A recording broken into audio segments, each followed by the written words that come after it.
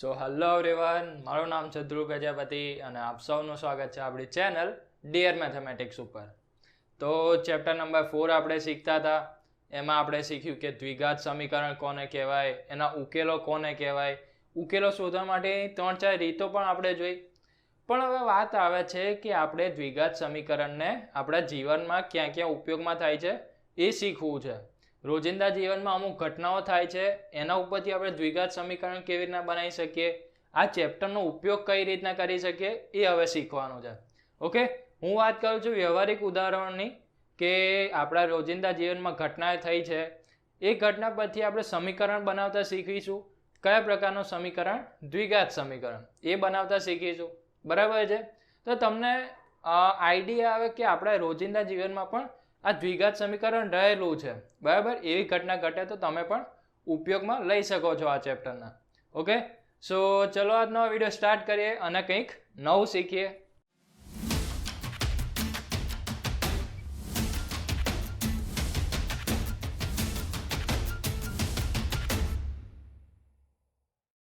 તો તમારી ચોપડીના દાખલા લઉં છું કે જેથી તમારે જો સોલ્યુશન જોઈતું હોય, કંઈક જગ્યાએ કોઈક દાખલામાં અટકી ગયા હોય તો એ પણ તમારું સોલ્વ થઈ જાય.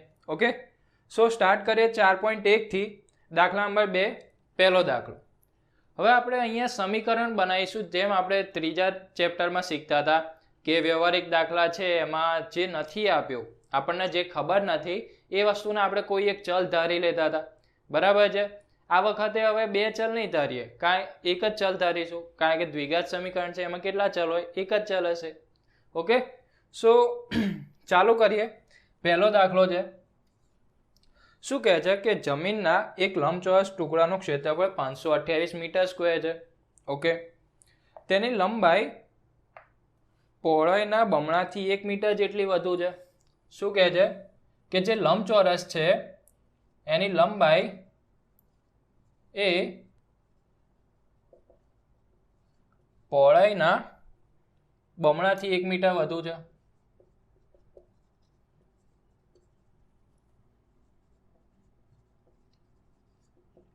તો લંબાઈની વાત કરી કે પહોળાઈ કરતાં 1 મીટર વધુ છે, બમણાથી 1 મીટર વધુ છે, પણ આપણને તો પહોળાઈ જ નથી ખબર, તો પહોળાઈને ધારવી પડશે કંઈક.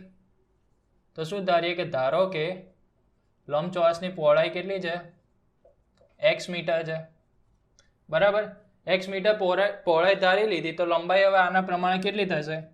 તો લંબાઈ કેટલી થઈ? પહોળાઈના બમણાથી, એટલે કે પહોળાઈની બમણું એટલે કે 2 ગુણ્યા x, 1 મીટર વધુ એટલે કે +1.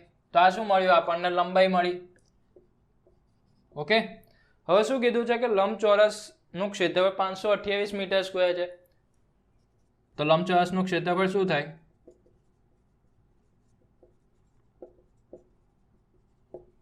લંબાઈ ગુણ્યા પહોળાઈ થશે.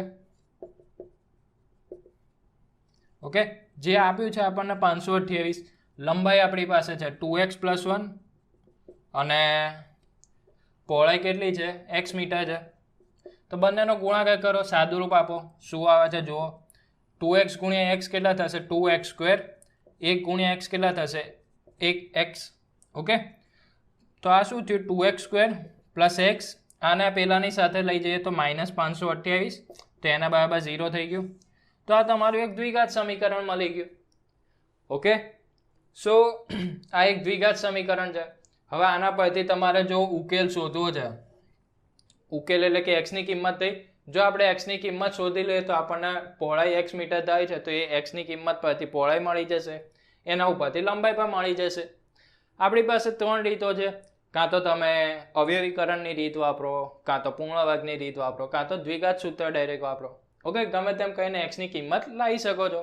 આપણે આ વિડીયોમાં શું શીખવું છે કે રકમ પરથી આપણે સમીકરણ કેવી રીતના બનાવી શકીએ, એના પછીની ઉકેલ શોધવાના આપણે 3 વિડીયો બનાવ્યા છે. બરાબર? એકની એક વસ્તુ વારાઘડીએ કરવી એનાથી કોઈ મિનિંગ નથી. એ તમે જાતે શોધી શકો છો, કિંમત જ મૂકવાની છે. ઓકે, બીજો દાખલો જોઈએ.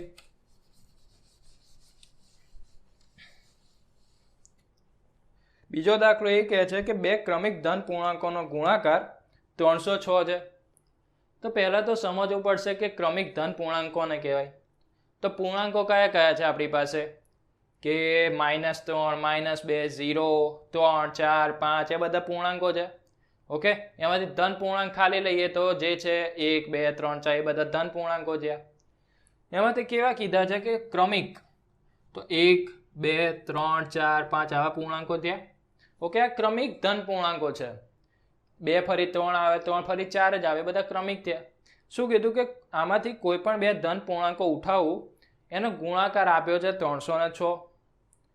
તો મને ખબર નથી કે કયા છે, તો કયા છે એ મને નહીં ખબર, તો એમાંથી એક પૂર્ણાંકને હું ધારી લઉં x. બરાબર. હવે ધારો કે હું 4 અને 5 લઉં, તો 4 પછી 5 જ આવે છે એ મને કેમ નહીં ખબર પડશે? ક્રમિક ધન પૂર્ણાંક છે એવું કેમ નહીં ખબર પડે? કે 4 ની અંદર હું એક ઉમેરું છું ત્યારે મને એના પછીનો ક્રમિક ધન પૂર્ણાંક મળે છે. એટલે કે જો હું કદાચ x ધારું તો એના પછીનો ક્રમિક ધન પૂર્ણાંક કયો થાય? x + 1. ઓકે,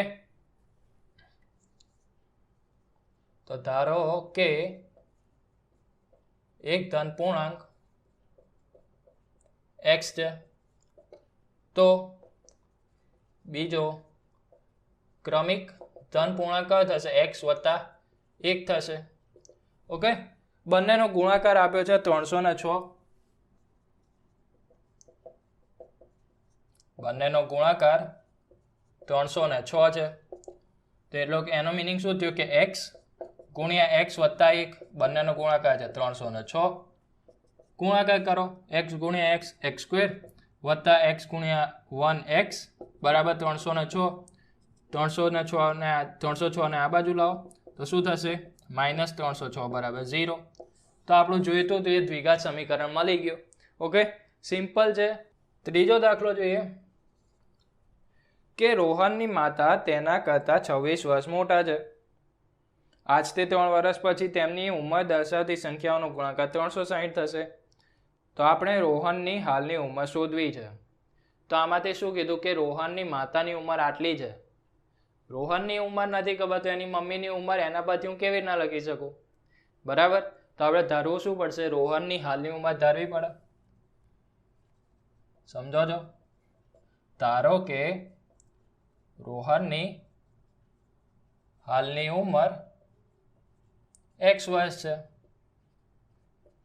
ગોખવાનું નહીં, કંઈ ગણિતમાં ગોખવા જશો ક્યાંય નહીં મેળવવા, અને તમે મજા પણ નહીં કરી શકો, ભાર જેવું લાગશે. જે આપ્યું છે સમજો, વિચારો, આપણે આપણા જીવન આપણે પ્રમાણે ઉદાહરણ બનાવો, સરળ બનાવો એને, તો મજા આવે ગણિતને ગણવાની. રોહનની હાલની ઉંમર x વર્ષ કીધી. હવે શું કીધું કે રોહનની માતા તેના કરતાં 26 વર્ષ મોટા છે. રોહનની માતા તેના કરતાં 26 વર્ષ મોટા છે. તો આના ઉપરથી શું કહેવાય? રોહનની માતાની ઉંમર કેટલી થઈ? રોહનની ઉંમર કરતાં 26 વર્ષ મોટા છે, એટલે કે x + 26 થઈ ગઈ. ઓકે, બંનેની ઉંમર મળી ગઈ. હવે શું કહે છે આગળ કે આજથી 3 વર્ષ પછી, 3 વર્ષ પછી હવે જોઈએ કે 3 વર્ષ પછી રોહનની ઉંમર કેટલી થાય? અત્યારે x વર્ષ છે, તો 3 વર્ષ પછી કેટલી થાય? x + 3 વર્ષ. અને રોહનની માતાની ઉંમર કેટલી થશે? અત્યારે x + 26 છે, એની અંદર 3 ઉમેરવા પડશે, તો એ કેટલા થશે? x + 29 વર્ષ. એ એમની 3 વર્ષ પછીની ઉંમર થઈ. હવે શું કીધું કે 3 વર્ષ પછી તેમની ઉંમરોનો ગુણાકાર 360 છે. 3 વર્ષ પછીની ઉંમરોનો ગુણાકાર 360 છે. ઓકે, તો એનો મિનિંગ શું થયું કે આ અને આ બંનેનો ગુણાકાર કેટલો થયો? x + 3 ગુણ્યા x + 29, બંનેનો ગુણાકાર છે 360. ગુણાકાર કરો, x ગુણ્યા x x², 3 ગુણ્યા 29, અથવા તો પહેલાં આ જ રાખો, x ગુણ્યા 29 કેટલા થશે? 29x પ્લસ 3 × x 3x, 3 × 29 29 છે ને? હા, 9 તારીખ 27 અને 3 દુ 6 ને 2 8, 87 બરાબર 360. તો અહીંયાથી x² 29x વત્તા 3x 32x plus 87 minus 360 equals to 0. તો આનો જવાબ આવશે 60. ત્યાંથી ગયા 20 આ બાજુથી પાછા 7 એટલે કે x square plus 32x minus 273 equals to 0. આ તમારું જોઈતું દ્વિઘાત સમીકરણ મળી ગયું. સિમ્પલ હતું. જે કીધું છે આપણે એ કરવાનું છે. એક ટ્રેન, સારો દાખલો છે આ. એક ટ્રેન 480 કિલોમીટરનું અંતર અચળ ઝડપથી કાપે છે. ઓકે, તો ઝડપ 8 કિલોમીટર પ્રતિ કલાક ઓછી હોય તો તે જ અંતર કાપવા માટે 3 કલાક વધુ લાગે છે. ઓકે, પહેલાં જોઈએ કે આમાં ઝડપ નથી આપી, બરાબર. ટ્રેનની ઝડપ શોધો એવું કીધું છે, એટલે કે ટ્રેનની ઝડપ આપણે કંઈક ધારવી પડશે. ધારો કે ટ્રેનની ઝડપ x કિલોમીટર પ્રતિ કલાક છે. ઓકે, અને અંતર કેટલું આપ્યું છે આપણને? 480 કિલોમીટર. ઓકે, અંતર આપ્યું, ઝડપ આપ્યું. હવે તમને એ તો ખબર જ હશે કે ઝડપ બરાબર શું થાય? અંતર ભાગ્યા સમય થાય. તો બે વસ્તુ આપી છે, સમય નથી આપ્યો. હું સમયને કરતા બનાવું છું. કેમ એ તમને ખબર પડશે આગળ જ. સમય બરાબર શું થાય એના પરથી? અંતર ભાગ્યા ઝડપ થઈ જાય. તો અંતર તો 480 કિલોમીટર છે, ઝડપ કેટલી છે? x છે. તો 480 ભાગ્યા x કલાક થઈ ગયું સમય આપણો. ઓકે, હવે આગળ શું કીધું છે કે જો ઝડપ 8 કિલોમીટર પ્રતિ કલાક ઓછી હોય, આ અત્યારની ઝડપ છે, પણ ઇન કેસ 8 કિલોમીટર પ્રતિ કલાકની ઝડપ ઓછી હોય તો શું થાય જોઈએ. તો એને ઝડપની જગ્યાએ હું નવી ઝડપ કહું છું. ઓકે, હવે શું કહે છે? નવી ઝડપ બરાબર કેટલા? અત્યારની ઝડપ કરતાં 8 કિલોમીટર પ્રતિ કલાક ઓછી હોય, એટલે કે x ઓછા 8 થયું. બરાબર છે. નવી ઝડપ આ છે, તો ઝડપ તો એની એ જ રહે. ઝડપનું સૂત્ર શું છે? અંતર ભાગ્યા સમય. તો એનું એ જ રહેવાનું છે. તો આ શું થશે? નવું અંતર ભાગ્યા નવો સમય બરાબર x ઓછા 8. આ ખાલી જુદું પાડવા માટે કે આ બંને વસ્તુ જુદી છે. આ ફરીની વસ્તુ આપણે બીજું જે વસ્તુ આપી છે એના પરથી લખીએ છીએ કે બંને જુદું પડે એટલા માટે, એટલે નવો શબ્દ વાપર્યો છે આમાં. તો નવું અંતર શું કહે છે એમાં કે 8 કિલોમીટર પ્રતિ કલાક ઓછી હોય તો આટલું જ અંતર કાપવા માટે, એટલે કે અંતર તો એનું એ જ રાખ્યું. તો નવું અંતર કેટલું થશે? 480 કિલોમીટર જ રહ્યું. નવો સમય કેટલો થાય છે કે તે 3 કલાક વધુ લે છે. એટલે કે જે પહેલાં લાગતો હતો સમય એના કરતાં 3 કલાક વધુ. પહેલાં આટલો લાગતો હતો, તે અત્યારે કેટલો લાગે છે? એના +3. બરાબર, કેટલો થયો? એટલે કે 480 ભાગ્યા x વત્તા 3, અને આ બાજુ તો x ઓછા 8 છે. તે સાદરૂપ આપો. હવે 480 ભાગ્યા આ શું થશે? 480 વત્તા 3x, અને આખાના છેદમાં x બરાબર x ઓછા 8. ઓકે, તો આ શું છે? આ આખું છેદમાં છે, એના પણ છેદમાં છે. તો છેદનો છેદ ક્યાં જાય? અંશમાં જાય, ગુણાકારમાં. તો આ થશે 480 ગુણ્યા x. ઓકે, તો 480x ભાગ્યા 480 વત્તા 3x બરાબર x ઓછા 8. તો આ થશે 480x બરાબર x ઓછા 8 ગુણ્યા 480 ઓછા 3x. ઓકે, ખાલી સાદો રૂપ આપો. હવે આને ગુણાકાર કરો. x ગુણ્યા 480, 480x, x ગુણ્યા -3x, -24x, sorry -3x square, -8 ગુણ્યા 480,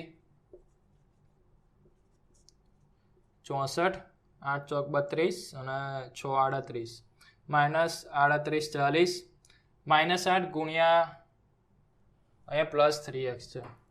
ઓકે, તો +3x સ્ક્વેર -8 ઓછા 24x. ઓકે, તો આ બંને બાજુથી આ તો કેન્સલ. હવે શું રહ્યું? 3x સ્ક્વેર ઓછા 38 40 ઓછા 24x બરાબર 0. તો એના ઉપરથી x સ્ક્વેર 3x સ્ક્વેર ઓછા 24x ઓછા 3840 બરાબર 0.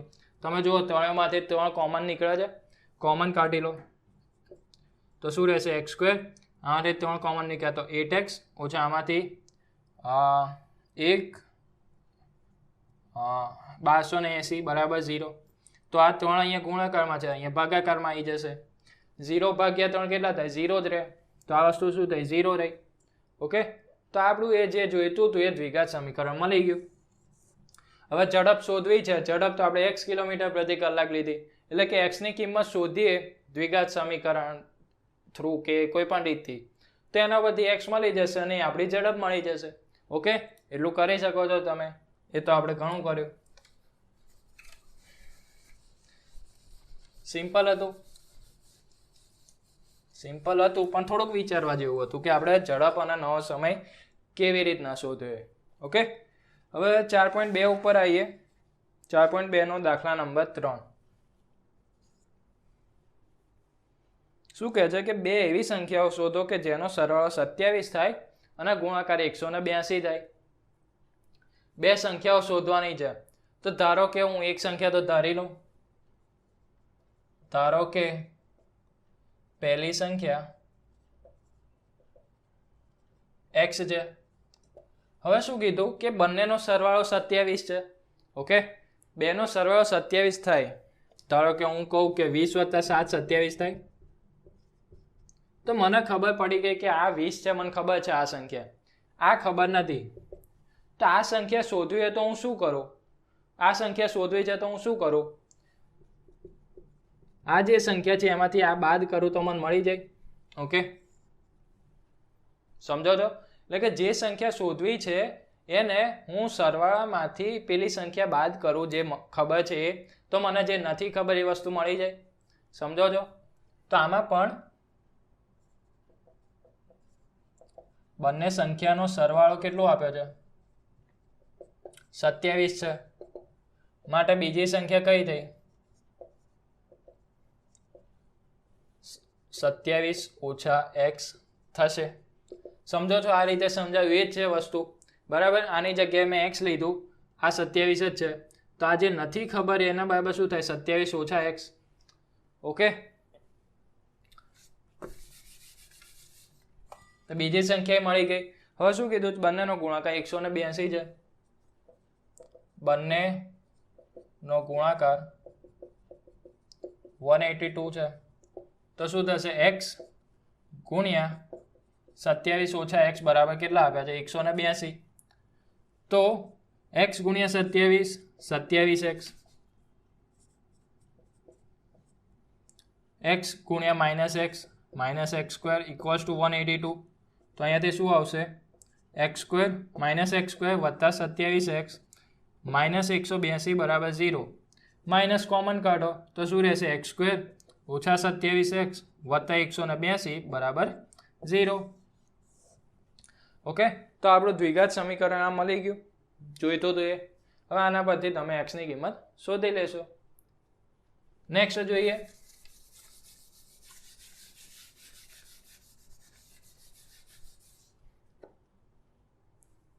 ચોથો, કે જેના વર્ગોનો સરવાળો 365 છે. વર્ગોનો સરવાળો 365 છે એવી બે ક્રમિક ધન પૂર્ણાંક સંખ્યાઓ શોધો. હવે ક્રમિક પાછું આવ્યું. તો હવે એક સંખ્યા ધારીએ કે ધારો કે એક ધન પૂર્ણાંક x છે. તો બીજો ક્રમિક ધન પૂર્ણાંક કયો થાય? x વત્તા 1 થશે. ઓકે, હવે શું કીધું કે આ બંનેના વર્ગોનો સરવાળો, આનો વર્ગ અને આનો વર્ગ, એ બંનેના વર્ગોનો સરવાળો,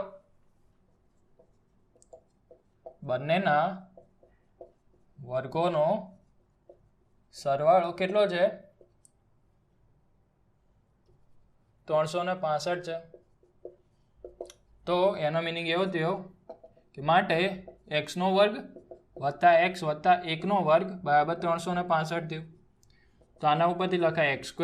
આ શું છે? a પ્લસ b આખાનો વર્ગ, એટલે કે a નો વર્ગ x નો વર્ગ વત્તા 2 ગુણ્યા x ગુણ્યા 1 વત્તા 1 નો વર્ગ બરાબર 365. તો આના પરથી મળશે x² plus x² plus 2x plus 1 equals to 365. સો આ થઈ જશે 2x² પ્લસ 2x પ્લસ 1 ઓછા 365 એટલે કે માઇનસ 364 બરાબર 0 થઈ ગયું. હવે તમે જુઓ બધામાંથી 2 કોમન નીકળે છે તો 2 કોમન લો, x² પ્લસ અહીંયાથી x રહેશે, અહીંયાથી કેટલા રહેશે 182 એના બરાબર 0. તો આ થઈ ગયું x² પ્લસ x ઓછા 182 બરાબર 0. 2 છેદમાં ગયા 0 ભાગ્યા 2 0 રહ્યો. ઓકે, હવે તો થોડી ઘણી આમ સહેલું લાગતું હશે કે આપણે તો એક્સપર્ટ થઈ ગયા. હા, લાગવું જ જોઈએ, કશું છે નહીં. એક કાટકોણ ત્રિકોણનો વેધ તેના પાયા કરતાં 7 સેન્ટીમીટર નાનો છે. પહેલાં આપણે કાટકોણ ત્રિકોણ જોઈ લઈએ. આવું કંઈક હોય, આવું કંઈક એનું સ્વરૂપ હોય છે, બરાબર. આને કહેવાય છે કર્ણ, આને કહેવાય વેધ, આને કહેવાય પાયો. ઓકે, તો શું કીધું છે કે વેધ તેના પાયા કરતાં 7 સેન્ટીમીટર નાનો છે. વેધ તેના પાયા કરતાં 7 સેન્ટીમીટર નાનો છે.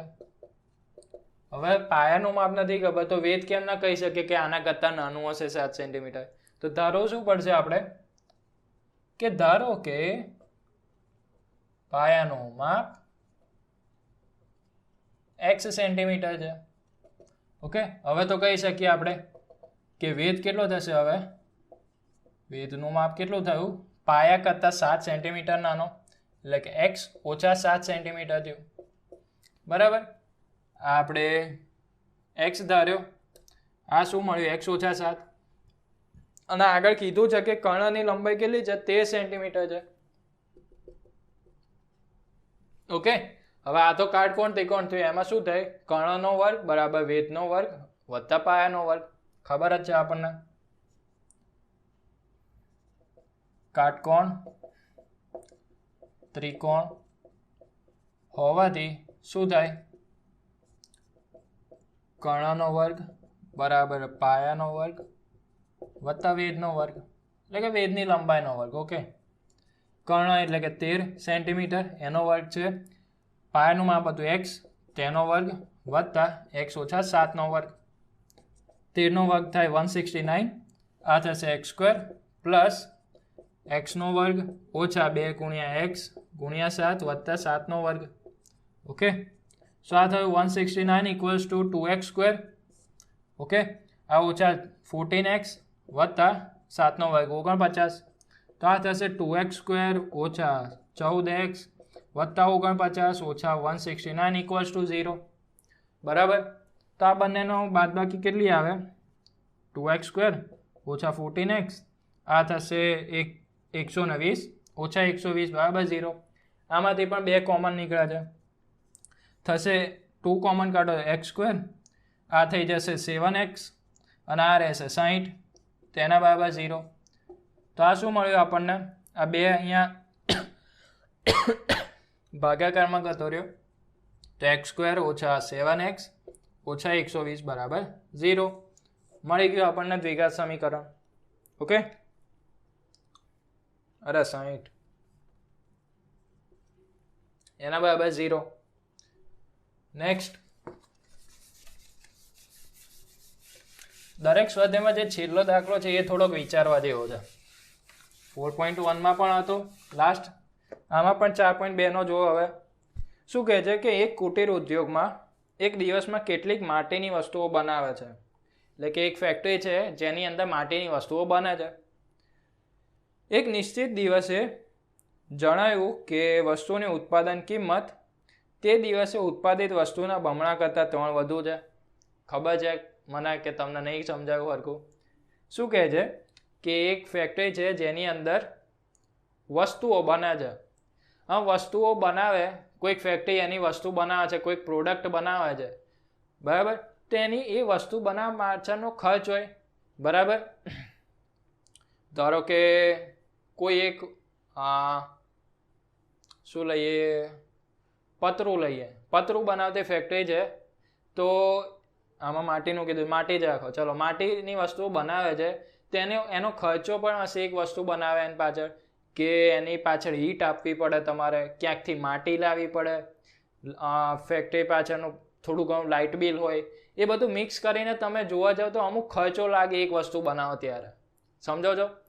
તો એ ખર્ચો કીધો છે કે જ્યારે હિસાબ કરવા બેઠા ત્યારે શું કર્યું કે ધારો કે એક દિવસમાં એક્સ જેટલી વસ્તુઓ બને છે, તો એક્સ જેટલી વસ્તુઓનો ખર્ચો એમણે જોયો, તો એ જોયું કે એ કેટલો થાય છે કે જે એક્સ વસ્તુઓ છે એના બમણા કરતાં 3 વધુ. એવું જોયું એમણે. આપણે જોઈએ, તમને વધારે ખબર પડશે. શું ધાર્યું એ પહેલા તો કે ધારો કે એક દિવસમાં એક્સ વસ્તુઓ બને છે. ઓકે, આટલું જ ધાર્યું. હવે રકમ પ્રમાણે આપણે જોઈએ. એક નિશ્ચિત દિવસે જણાવ્યું કે પ્રત્યેક વસ્તુની ઉત્પાદન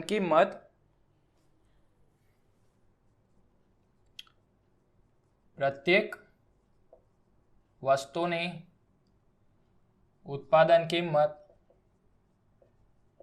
કેટલી છે કે તે દિવસે ઉત્પાદિત વસ્તુના બમણા કરતાં 3 વધુ.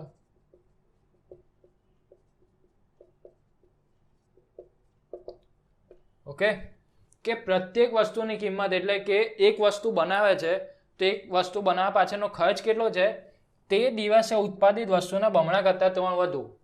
એટલે કે એ દિવસે ધારો કે એક્સ વસ્તુઓ બનાવી છે તો એક્સના બમણા કરતાં 3 વધુ એ એક વસ્તુ પાછળનો ખર્ચ થયો. બરાબર? તો આના ઉપરથી શું કહેવાય કે પ્રત્યેક વસ્તુનો ઉત્પાદન ખર્ચ કહો અથવા ઉત્પાદન કિંમત કહો, તે શું છે, તે દિવસે ઉત્પાદિત વસ્તુ એટલે કે એને તો આપણે એક્સ ધારી છે, એના કરતાં બમણા એટલે કે 2 ગુણ્યા એક્સ, એમાં 3 વધુ એટલે કે 2x + 3 થયું. ઓકે, તો આ શું થયું, એક વસ્તુનો ઉત્પાદન ખર્ચ થયો. પ્રત્યેકની જગ્યાએ તમે એવું લખી દો કે 1 લખો. એક વસ્તુનો ઉત્પાદન ખર્ચ આટલો છે. હવે એ દિવસે તો આપણે એક્સ વસ્તુઓ બનાવી હતી, ધારો કે હું કહું કે એક વસ્તુ બનાવવા પાછળ 10 રૂપિયા ખર્ચ લાગે છે, તો 2 વસ્તુ બનાવવા પાછળ કેટલો ખર્ચ લાગે? 2 ગુણ્યા 10 એટલે કે 20 રૂપિયા લાગે. જો હું 5 વસ્તુ કહું તો તમે શું કરો કે 5 ગુણ્યા 10 કરો, 50 વસ્તુઓ. શું કરો છો તમે કે એક વસ્તુની જેટલી કિંમત છે એના ગુણ્યા જેટલી વસ્તુઓ બનાવો છો એ કરો છો. આમાં પણ એ જ કરવાનું છે. શું કીધું છે કે એ દિવસે ટોટલ 90 રૂપિયા ખર્ચો થયો હતો.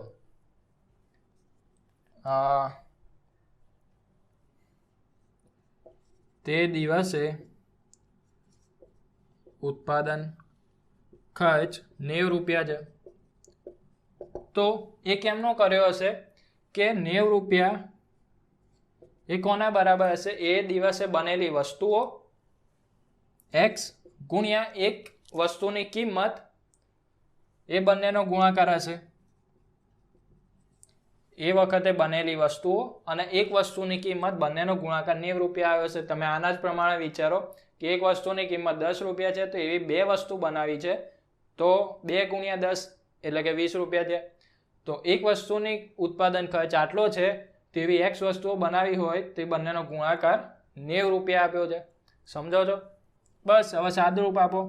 90 બરાબર એક્સ ગુણ્યા 2x, 2x square plus 3x, તો આ થઈ ગયું 2x સ્ક્વેર પ્લસ 3x. 90 પેલી બાજુ જાય તો -90 બરાબર 0. મળી ગયું દ્વિઘાત સમીકરણ. જો નાનો દાખલો છે પણ વિચારવાનું અહીંયા આવે છે. ઓકે, તો સિમ્પલ વસ્તુ છે, ગોખવાનું છે, અને જે આપ્યું છે એને આપણે આપણા પ્રમાણે વિચારો. એક્સ ને બધું ચલ ને બધું ભૂલી જાઓ. આપણે કેવી રીતના વિચારે, સાદી રીતના, દેશી ભાષામાં, એવી રીતના વિચારવાનું ચાલુ કરો તો તમને સહેલું લાગશે. હવે લાસ્ટ છેલ્લા સ્વાધ્યાયના 2 દાખલાઓ જોઈ લઈએ. સ્વાધ્યાય 4.3 કેવો કંઈક છે. સ્વાધ્યાય 4.3 દાખલા નંબર 4. 2 મિત્રોની ઉંમરનો સરવાળો 20 વર્ષ છે.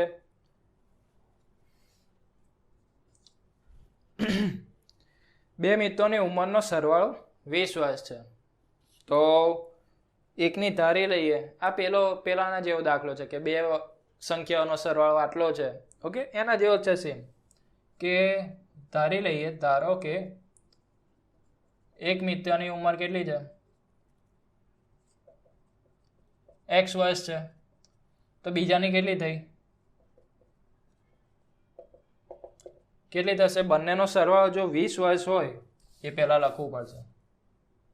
જો બંનેની ઉંમરનો સરવાળો 20 વર્ષ હોય તો બીજા મિત્રની ઉંમર કેટલી થશે? 20 ઓછા x વર્ષ. ઓકે, શું કીધું કે હવે 4 વર્ષ પહેલા તેમની ઉંમર દર્શાવતી સંખ્યાઓનો ગુણાકાર આટલો છે. તો 4 વર્ષ પહેલા તો જોઈએ. 4 વર્ષ પહેલા મિત્રની ઉંમર કેટલી થશે? આની પહેલા અત્યારે x વર્ષ છે તો 4 વર્ષ પહેલા કેટલી હશે? x ઓછા 4 વર્ષ. અને બીજા મિત્રની કેટલી હશે? 20 ઓછા x તો અત્યારની છે, એની અંદરથી 4 બાદ કરવા પડશે તો કેટલા આવશે? 16 ઓછા x. આટલા વર્ષ થઈ એની ઉંમર. હવે ગુણાકાર બંનેનો 48 આપ્યો છે. ગુણાકાર 48 છે. ઓકે, આગળનું સમજી જાઓ કે 4 વર્ષ પહેલાની ઉંમરનો ગુણાકાર એટલે કે આ બેઉ એટલે કે x ઓછા 4 ગુણ્યા 16 ઓછા x એ બંનેનો ગુણાકાર છે 48. તો આવ્યું 16 ગુણ્યા 16x ઓછા x ઇન્ટુ માઇનસ x એટલે કે માઇનસ x સ્ક્વેર. 16 ગુણ્યા માઇનસ 4 માઇનસ 64 માઇનસ 4 ગુણ્યા માઇનસ x પ્લસ 4x એના બરાબર 48 છે. તો 16x અને 4x બંનેનો સરવાળો થયો 20x ઓછા x સ્ક્વેર ઓછા 64 બરાબર 48. તો આ થશે minus x square plus 20x ઓછા 64 વત્તા ઓછા 48 એના બરાબર 0. તો આ થયું minus x square plus 20x. આ બંનેનો સરવાળો થશે 8 ને 4 12 અને 11 એના બરાબર 0. માઇનસ કોમન કાઢો તો આ x સ્ક્વેર ઓછા 20x વત્તા 112 બરાબર 0. મળી ગયું દ્વિઘાત સમીકરણ. ઓકે, સિમ્પલ હતું. નેક્સ્ટ જોઈએ લાસ્ટ દાખલો આ વિડીયોનો. ઓકે, જેની પરિમિતિ 80 મીટર હોય, ક્ષેત્રફળ 400 મીટર સ્ક્વેર હોય એવા લંબચોરસ બગીચો બનાવો છે આપણે. બરાબર, લંબચોરસની વાત કરીએ તો